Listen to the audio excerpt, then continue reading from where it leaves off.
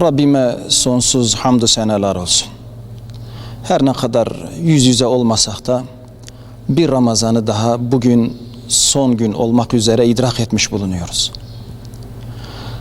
Allah Resulü'nün her sene Ramazan ayında Cebrail aleyhisselam ile o güne kadar inmiş olan ayetleri okuyup Efendimiz aleyhissalatu vesselama dinlettirdiği azr ve sema dediğimiz hadis olaylarında bizzat peygamberimize dinletmesi hadisesini canlı tutmak üzere camilerimizde, evlerimizde Kur'an ayı olan Ramazan ayında Kur'an'la buluşma geleneğini salgın hastalıklar camiye gelmeye engel oldu. Lakin İl Müftülüğümüzde bizzat Müftü Bey'in yapmış olduğu mukabeleler, onun görevlendirmesiyle biz imam arkadaşlarımızla yapmış olduğumuz mukabelelerle cemaatimizin evlerine konuk olduk.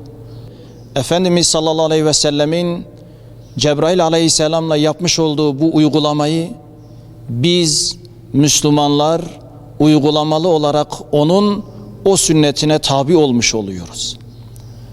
Ve biz Müslümanlar o sünneti canlı tutarak Kur'an'ın hayatın bir parçası ve hayatın içinde olması gereken bir parça olduğunun da mesajını vermiş oluyoruz. Değerli kardeşlerim, bu mübarek Ramazan ayında Ramazan ayının hacı, hoca, cemaat, amir, memur ilişkisi değil. Ramazan ayı bize Allah'a kul olmak nasıl olur onu öğretti. Allah'ın karşısında bütün yaratılmışların aciz olduğunu bir daha gösterdi. Bütün dünyanın bir salgın hastalıkla evlerinden çıkamadığı, ibadethanelerine gidemedi. İslam tarihinde çok nadirdir. Kabe'nin ibadete kapanmış olduğu tarihler belki yok denilecek kadar azdır. İşte bu olaylar Allah'ın büyüklüğünün birer işareti. Biz Müslümanların da bu olaylardan, bu salgın hastalık gibi musibetlerden Allah'ın izni olmadan bize isabet etmeyeceğini ve bunlardan ders çıkarmamız gerektiğini Ramazan ayında Kur'an okuyarak, tefekkür ederek, bunun hikmeti üzerinde düşünerek kendimize bir istikamet tayin etmemiz gerektiği gerçeğini ortaya koymuştur. Ya Rabbi, bu Ramazan'ın dışında başka Ramazanlarda bize bu acıyı gösterme. Camilerde cemaatimiz ile teravih kılmayı ve onlarla yüz yüze mukabele okumaktan da bizleri mahrum eyleme. Ya Rabbi, dostuyla, akrabasıyla birbirine karşı iyi niyet taşıyan, birbirine karşı ihaneti aklından bile geçirmeyen, saf, temiz, mümin olmanın özelliklerini üzerinde taşımayı bizlere nasip eyle.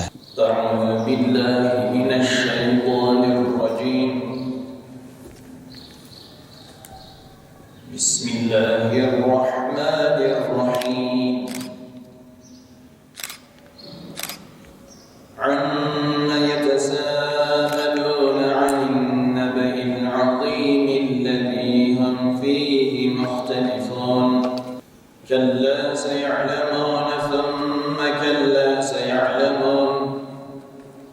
Elem nec'alil arda mihâden vel cibâle awtâden ve halaknâkum ezvâcan ve cealnâ nevmekum subâtan ve cealnâ الليل لباسا وجعلنا النهار معاشا وبنينا فوقكم سبعا شدادا وجعلنا سراجا وهاجا وأنزلنا من المعصرات ماء ثجاجا لنخرج به حبا ونباتا وجنات ألفافا إن يوم الفصل كان ميقاتا يوم ينفخ في الصور فتأتون أفواجا وفتحت السماء فكانت أبوابا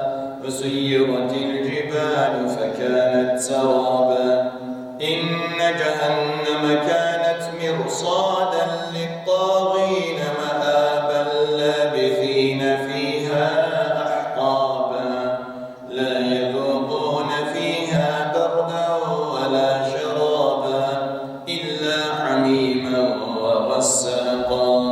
جزاء وفاقا إنهم كانوا لا يرجون حسابا وكذبوا بآياتنا كذابا وكل شيء أحصيناه كتابا فذوقوا فلن نزيدكم إلا عذابا إن للمتقين مفازا حدائق وأعنابا وكواعب أترابا وكأسا دهاقا لا يسمعون فيها لغوا ولا كذابا جزاء من ربك عطاء حسابا رب السماوات والأرض وما بينهما الرحمن لا يملكون منه خطابا يوم يقوم الروح والملائكة صفا لا يتكلمون إلا من أذن له الرحمن وقال صوابا ذلك اليوم الحق فمن شاء اتخذ إلى ربه مآبا إنا أنذرناكم عذابا قريبا يوم ينظر المرء ما قدمت يداه ويقول الكافر يا ليتني كنت ترابا بسم الله الرحمن الرحيم والنازعات غرقا والناشطات نشطا والسابحات سبحا فالسابقات سبقا فالمدبرات أمرا يوم ترجف الراجفة تتبعها الرادفة قلوب يومئذ واجفة أبصارها خاشعة يقولون أئنا لمردودون في الحافرة أئذا كنا عظاما نخرة قالوا تلك إذا كرة خاسرة فإنما هي زجرة واحدة فإذا هم بالساهرة هل أتاك حديث موسى إذ ناداه ربه بالوادي المقدس طوى اذهب إلى فرعون إنه طغى فقل هل لك إلى أن تزكى وأهديك إلى ربك فتخشى فأراه الآية الكبرى فكذب وعصى ثم أدبر يسعى فحشر فنادى فقال أنا ربكم الأعلى فأخذه الله نكال الآخرة والأولى إن في ذلك لعبرة لمن يخشى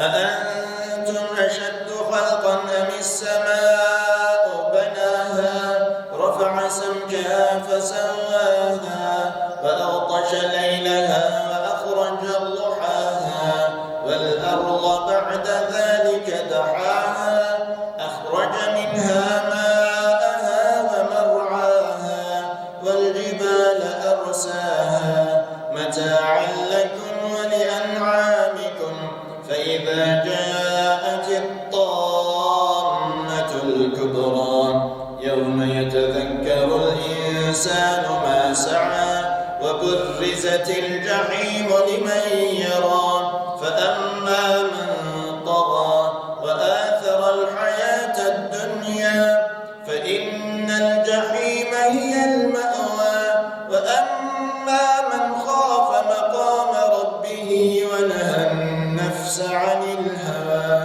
فإن الجنة هي المأوى يسألونك عن الساعة أيان مرساها فيما أنت من ذكراها إلى ربك منتهاها إنما أنت منذر من يخشاها كأنهم يوم يرونها لم يلبثوا إلا عشية أو ضحاها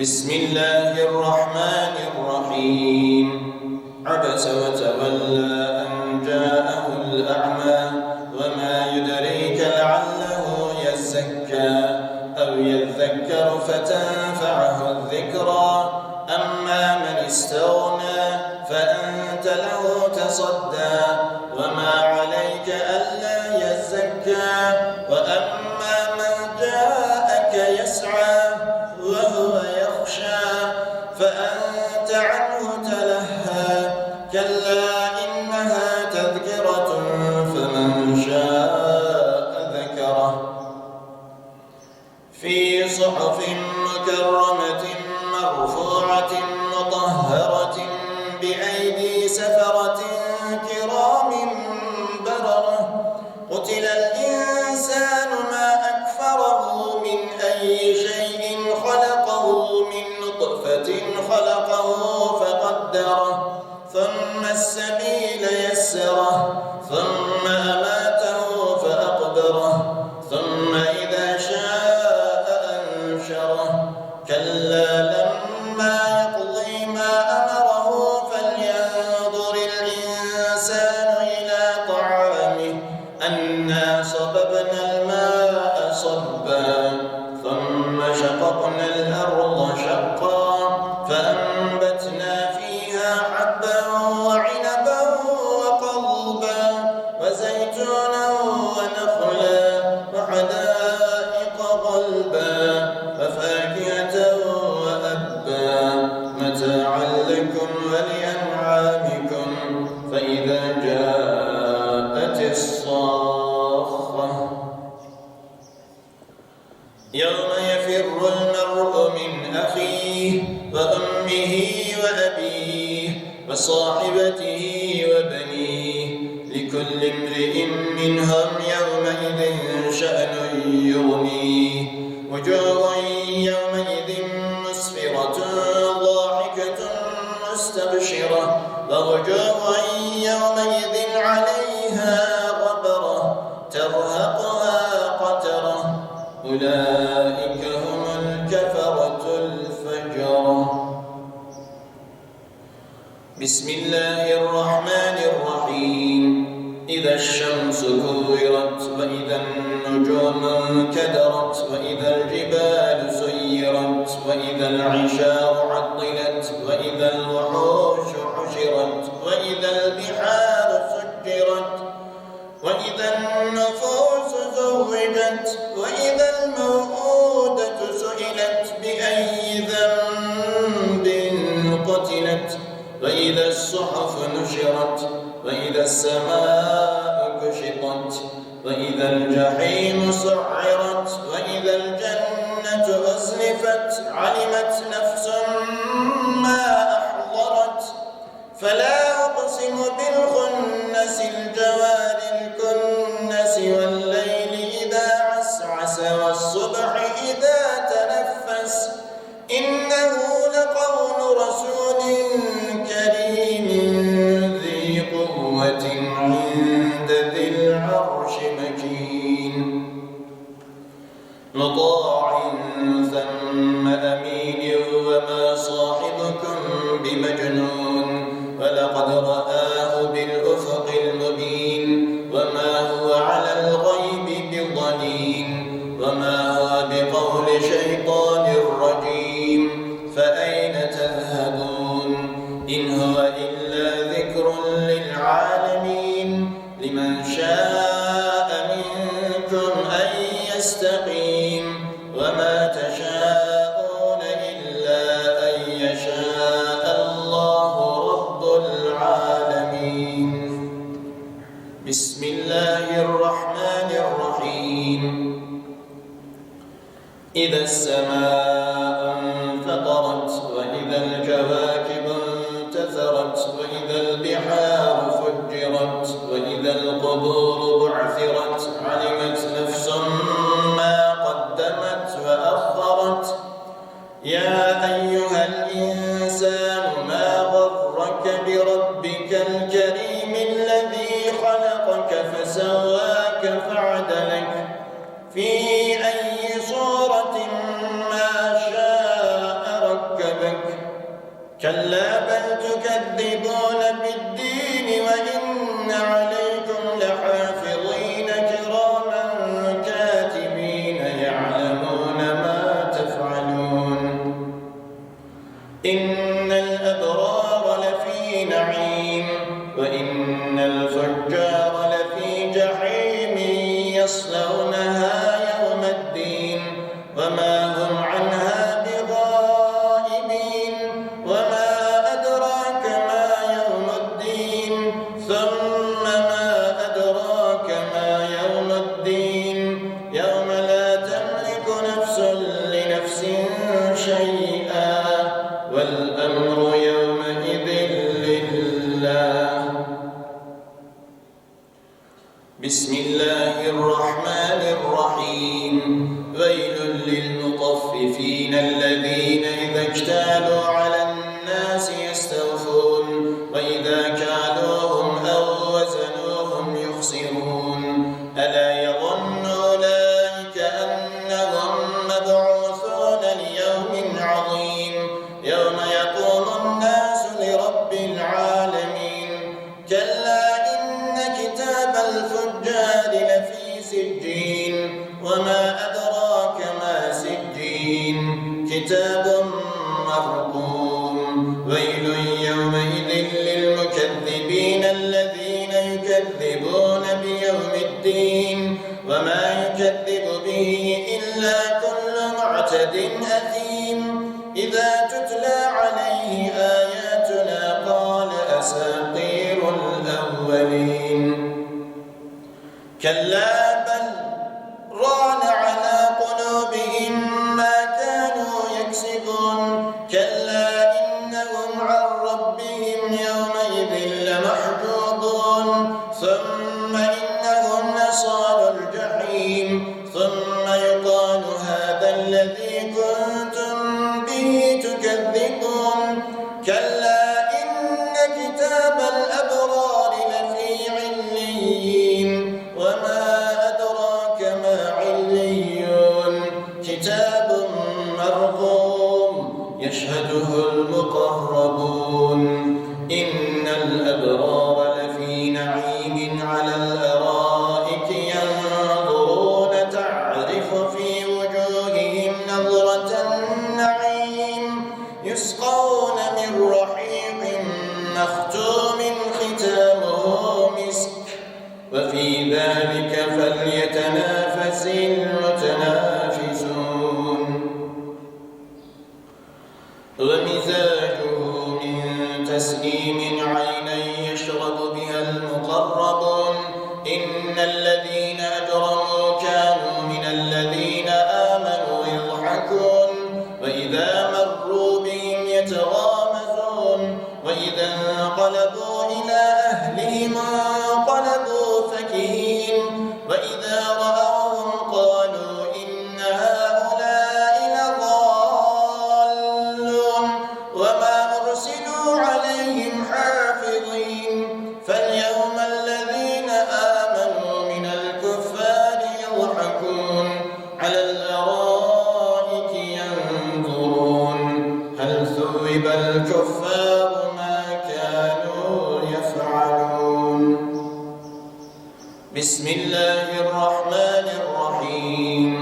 إذا السماء انشقت وأذنت لربها وحقت وإذا الأرض مدت وألقت ما فيها وتخلت وأذنت لربها وحقت يا أيها الإنسان إنك كادح إلى ربك كدحا فملاقيه فأما من أوتي كتابه بيمينه فسوف يحاسب حسابا يسيرا وينقلب إلى أهله مسرورا وأما من أوتي كتابه وراء ظهره فسوف يدعو ثبورا ويصلى سعيرا إنه كان في أهله مسرورا ربه كان به بصيرا فلا أقسم بالشفق والليل وما وسق والقمر إذا اتسق لتركبن طبقا عن طبق فما لهم لا يؤمنون وإذا قرئ عليهم القرآن لا يسجدون بل الذين كفروا يكذبون والله أعلم بما يوعون فبشرهم بعذاب أليم إلا الذين آمنوا وعملوا الصالحات لهم أجر غير ممنون. بسم الله الرحمن الرحيم والسماء ذات البروج واليوم الموعود وشاهد ومشهود قتل أصحاب الأخدود النار ذات الوقود إذ هم عليها قعود وهم على ما يفعلون بالمؤمنين شهود وما نقموا منهم إلا أن يؤمنوا بالله العزيز الحميد الذي له ملك السماوات والأرض والله على كل شيء شهيد. إن الذين فتنوا المؤمنين والمؤمنات ثم لم يتوبوا فلهم عذاب جهنم ولهم عذاب الحريق. إن الذين آمنوا وعملوا الصالحات لهم جنات تجري من تحتها الأنهار ذلك الفوز الكبير. إن بطش ربك لشديد إنه هو يبدئ ويعيد وهو الغفور الودود ذو العرش المجيد فعال لما يريد. هل أتاك حديث الجنود فرعون وثمود بل الذين كفروا في تكذيب والله من ورائهم محيط بل هو قرآن مجيد في لوح محفوظ. بسم الله الرحمن الرحيم والسماء والطارق وما أدراك ما الطارق النجم الثاقب إن كل نفس لما عليها حافظ فلينظر الإنسان مما خلق من ماء دافق يخرج من بين الصلب والترائب إنه على رجعه لقادر يوم تبلى السرائر فما له من قوة ولا ناصر. والسماء ذات الرجع والأرض ذات الصدع إنه لقول فصل وما هو بالهزل إنهم يكيدون كيدا وأكيد كيدا فمهل الكافرين أمهلهم رويدا.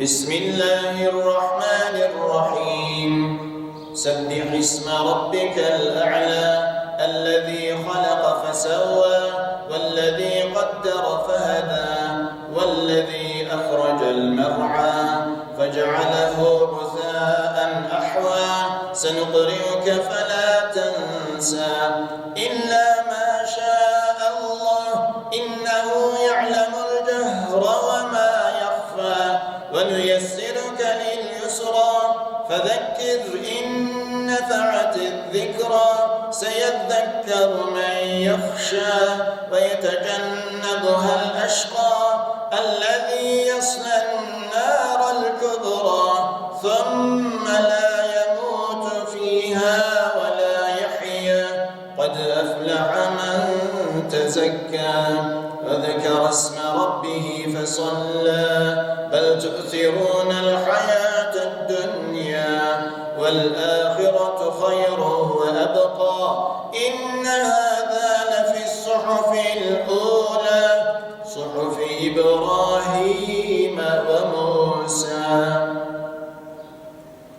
بسم الله الرحمن الرحيم هل أتاك حديث الغاشية وجوه يومئذ خاشعة عاملة ناصبة تصلى نارا حامية تسقى من عين آنية ليس لهم طعام إلا من ضريع لا يسمن ولا يغني من جوع وجوه يومئذ ناعمة لسعيها راضية في جنة عالية لا تسمع فيها لاغية فيها عين جارية فيها سرر مرفوعة وأكواب موضوعة ونمارق مصفوفة وزرابي مبثوثة أفلا ينظرون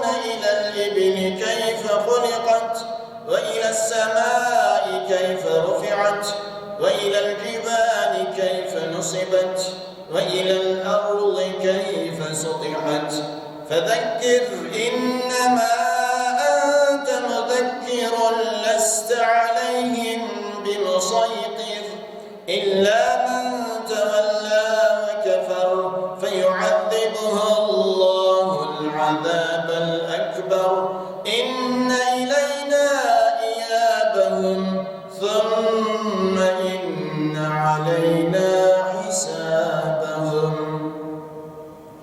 بسم الله الرحمن الرحيم والفجر وليال عشر والشفع والوتر والليل إذا يسر هل في ذلك قسم لذي حجر ألم تر كيف فعل ربك بعاد إرم ذات العماد التي لم يخلق مثلها في البلاد وثمود الذين جابوا الصخر بالواد وفرعون ذي الأوتاد الذين طغوا في البلاد فأكثروا فيها الفساد فصب عليهم ربك سوط عذاب إن ربك لبالمرصاد فأما الإنسان إذا ما ابتلاه ربه فأكرمه ونعمه فيقول ربي أكرمن وأما إذا ما ابتلاه فقدر عليه رزقه فيقول ربي أهانن كلا بل لا تكرمون اليتيم ولا تحاضون على طعام المسكين وتأكلون التراث أكلا لما وتحبون المال حبا جما كلا إذا دكت الأرض دكا دكا وجاء ربك والملك صفا صفا وجيء يومئذ بجهنم يومئذ يتذكر الإنسان وأنى له الذكرى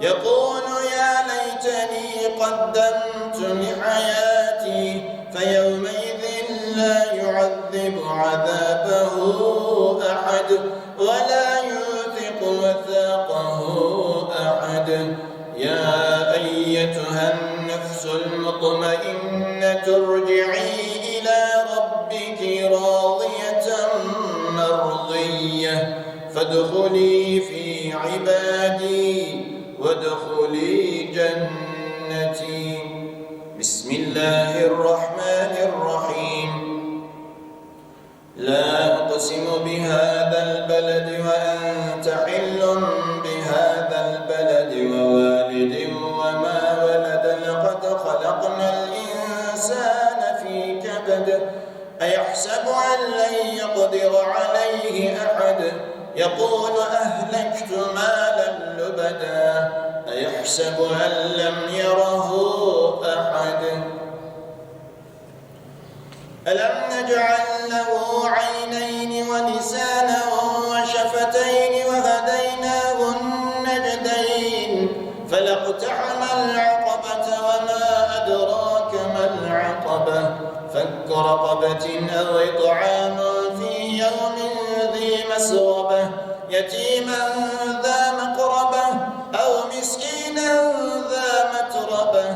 ثم كان من الذين آمنوا وتواصوا بالصبر وتواصوا بالمرحمة أولئك أصحاب الميمنة والذين كفروا بآياتنا هم أصحاب المشأمة عليهم نار مؤصدة.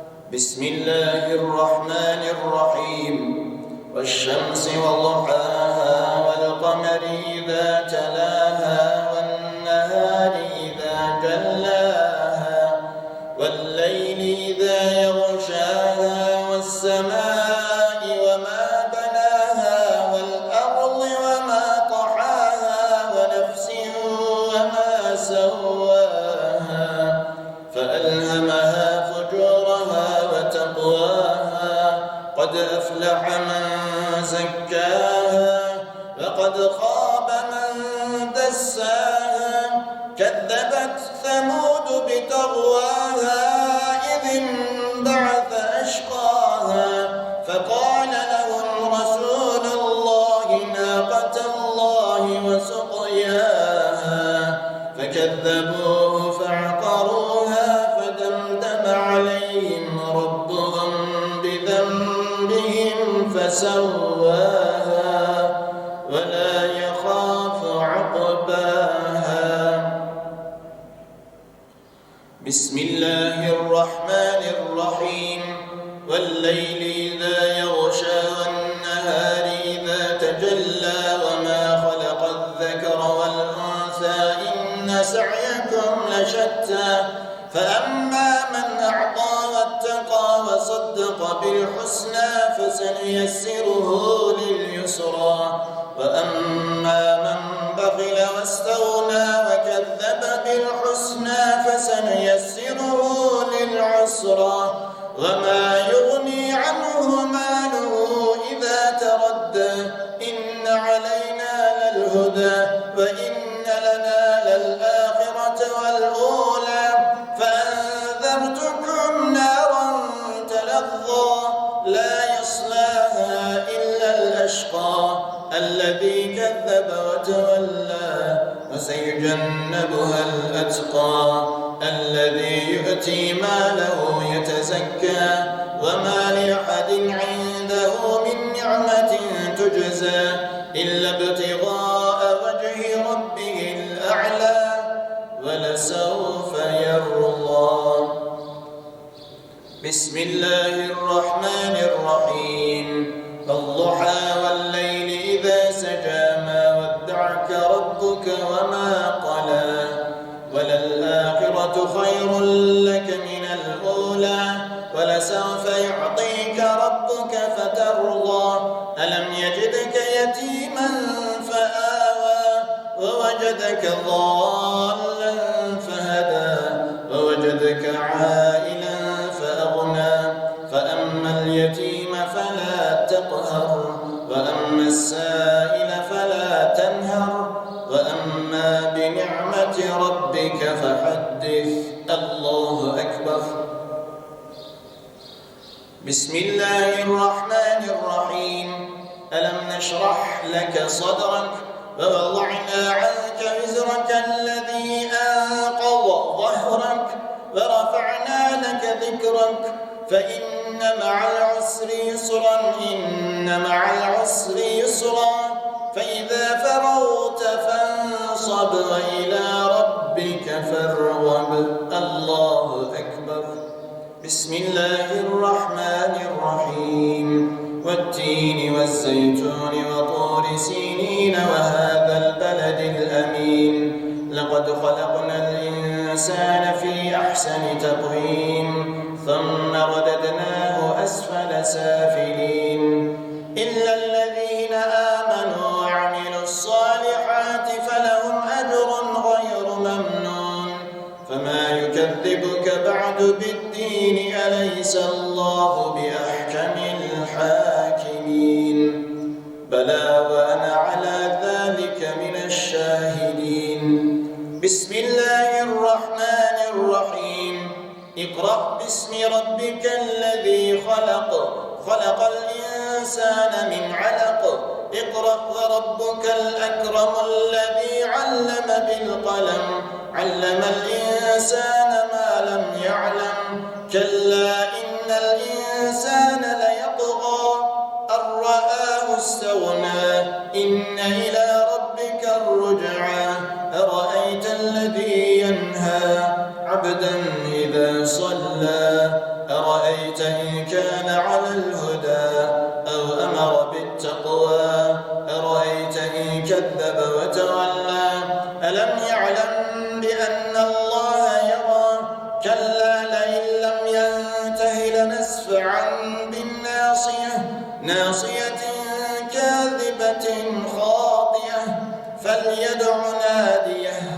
سندع الزبانية كلا لا تطعه واسجد واقترب الله أكبر.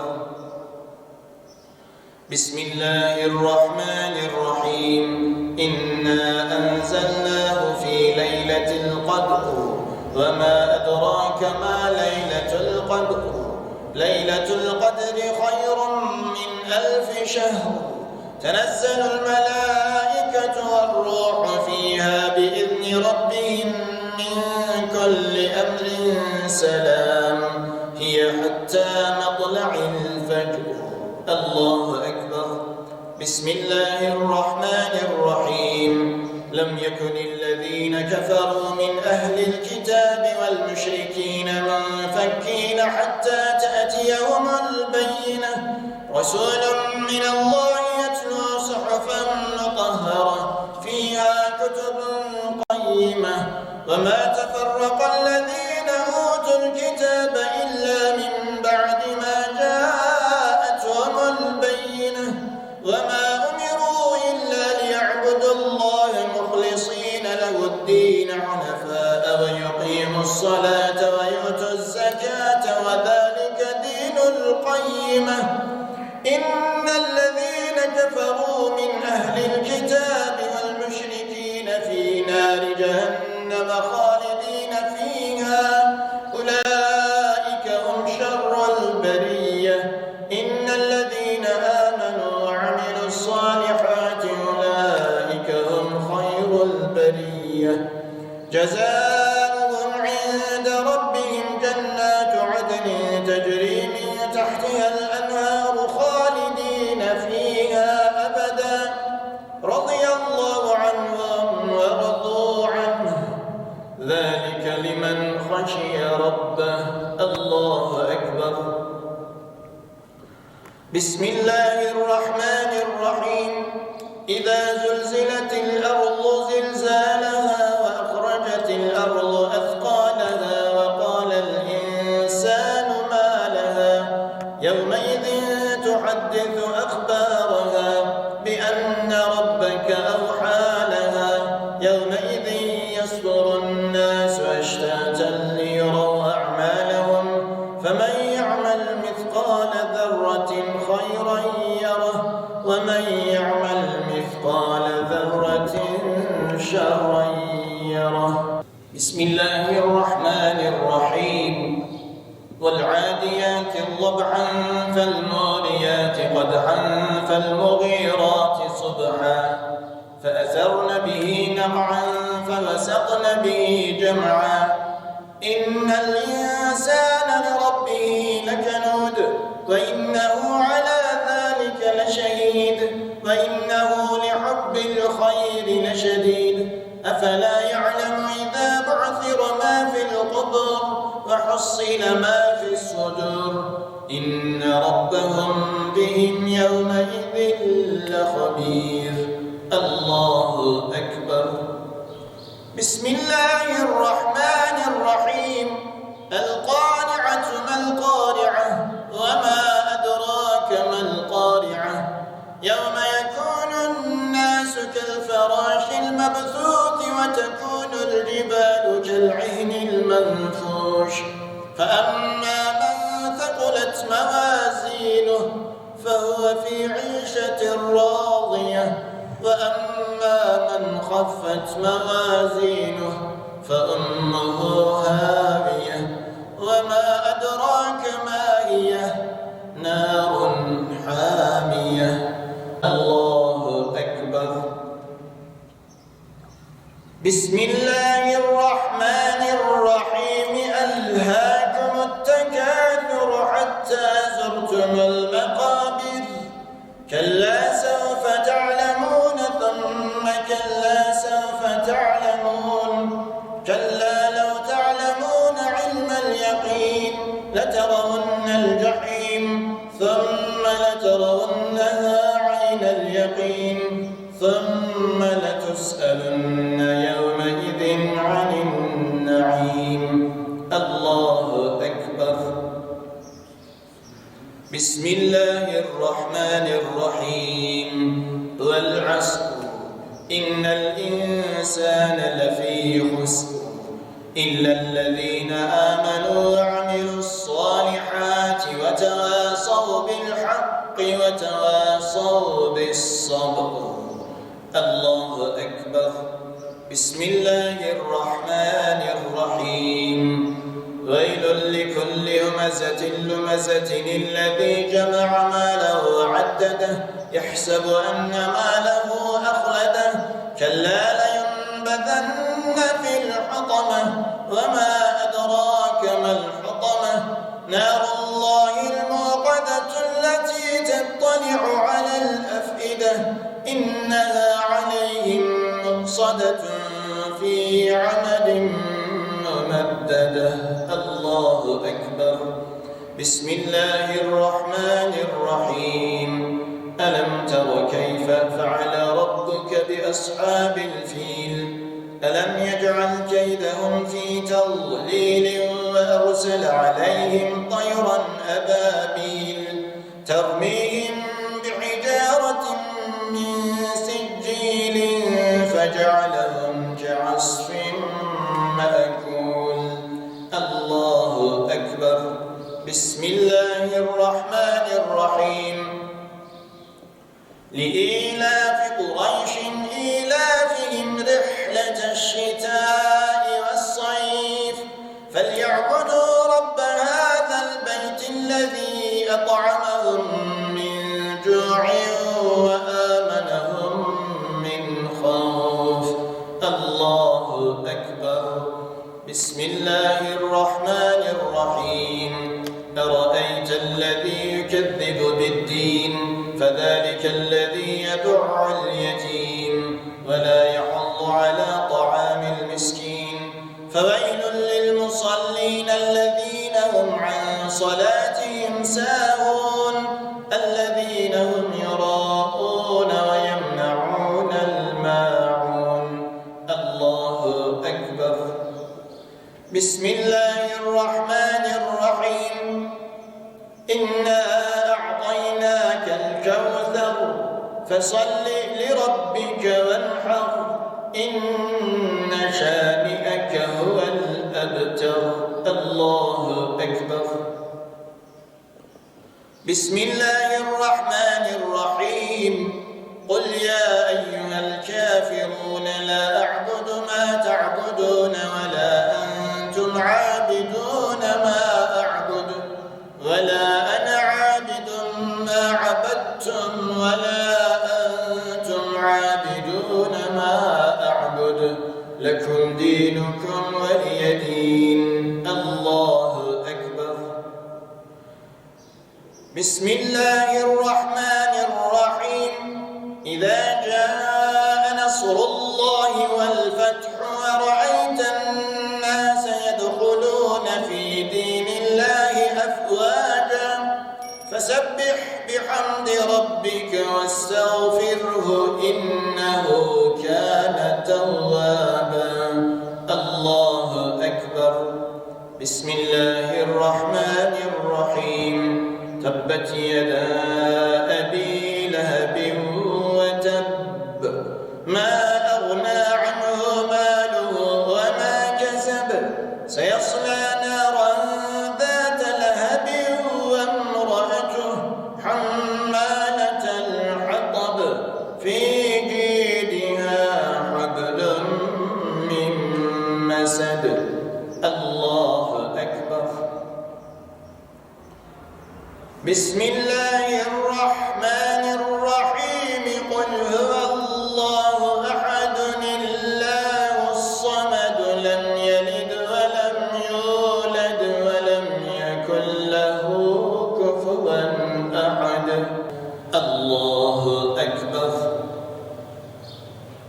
بسم الله الرحمن الرحيم قل أعوذ برب الفلق من شر ما خلق ومن شر غاسق إذا وقب ومن شر النفاثات في العقد ومن شر حاسد إذا حسد الله أكبر بسم الله الرحمن الرحيم قل أعوذ برب الناس ملك الناس إله الناس من شر الوسواس الخناس الذي يوسوس في صدور الناس من الجنة والناس الله أكبر بسم الله الرحمن الرحيم الحمد لله رب العالمين الرحمن الرحيم مالك يوم الدين إياك نعبد وإياك نستعين اهدنا الصراط المستقيم صراط الذين أنعمت عليهم غير المغضوب عليهم ولا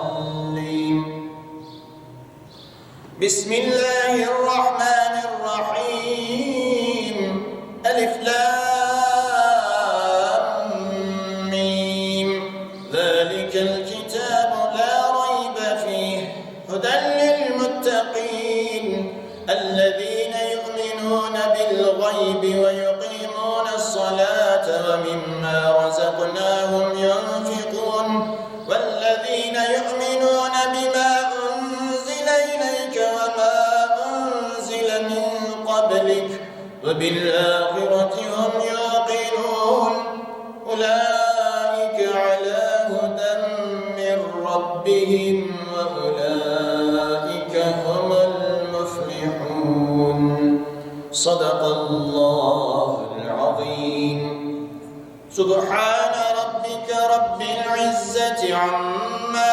يصفون وسلام على المرسلين والحمد لله